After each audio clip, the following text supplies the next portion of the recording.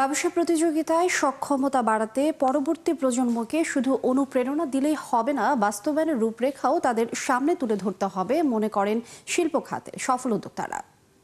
মঙ্গলবার এমসিসিআই আয়োজিত বাংলাদেশের ব্যবসা ক্ষেত্রে পারিবারিক ব্যবসাকে আধুনিকরণ বিষয়ক এক আলোচনায় পরবর্তী প্রজন্মকে সুষ্ঠু ব্যবস্থাপনার মাধ্যমে ব্যবসা হস্তান্তরের তাগিদ দেন আলোচকরা।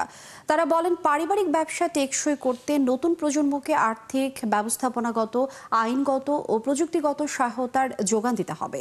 ব্যবসার সম্প্রসারণে পারিবারিক মূল্যবোধ এবং সততা ধরে রেখে ব্যবসা পরিচালনার তাগিদও উঠে আসে আলোচনায়। ব্যবসায়ীরা বলেন, সিদ্ধান্ত নেয়ার ক্ষেত্রে নতুন প্রজন্মকে যুক্ত করার পাশাপাশি ব্যবসা প্রশাসন কাঠামোয় তাদের যুক্ত করতে হবে। পারিবারিক ব্যবসায় উত্তরাধিকার নির্বাচনে দক্ষতার পরিচয় দিতে হবে। টেকসই ব্যবসার জন্য পরিবার থেকে ব্যবসাকে আলাদা করতে হবে। সমস্যার তৈরি হলে ফ্যামিলি চার্টার অনুযায়ী সমাধান করতে হবে। আর ফ্যামিলি বিজনেসগুলোর সফলতা দেখেই দেশে এফডিআই আসবে। Unless they structure the company accordingly, and as someone mentioned, that is the time that you need more professionals in the organization.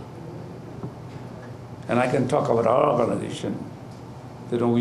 We are into several companies that we run different kind of the products that we manufacture. And today, we can proudly say that the organizations truly are run by the professionals. Main thing is you have to have family values. It's very important each family to have their own value, and it's passed down automatically, generation to generation.